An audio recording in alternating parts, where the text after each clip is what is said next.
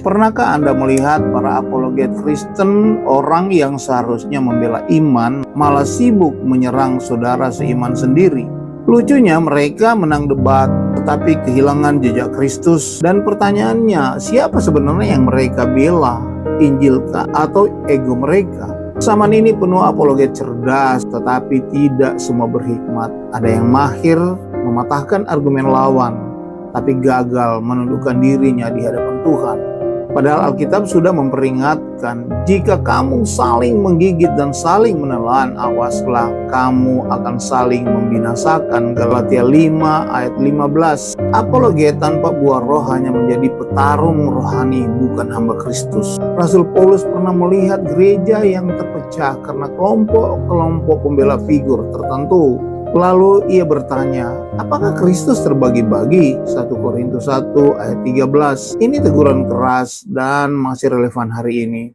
Kita lupa bahwa tujuan apologetika bukan memenangkan debat, tetapi memenangkan hati. Bukan membuktikan kita paling benar, tetapi membawa orang kepada Dia yang adalah kebenaran. Karena firman berkata, kuduskanlah Kristus sebagai Tuhan dalam hatimu, dan siap sedialah membuat pertanggungjawaban dengan penuh lemah lembut dan hormat.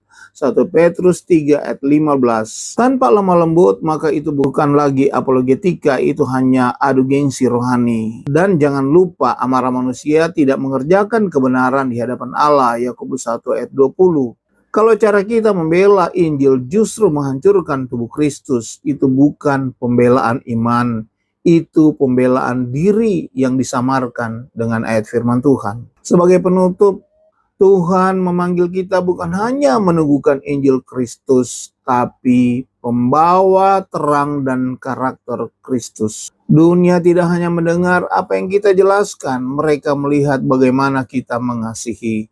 Biarlah setiap apologet, setiap pelayan, setiap kita kembali kepada hati yang rendah, ketulusan dan kemurnian melayani, agar Kristus yang dibesarkan, Kristus yang dimuliakan, Kristus yang ditinggikan, bukan ego kita manusia. Tuhan Yesus memberkati.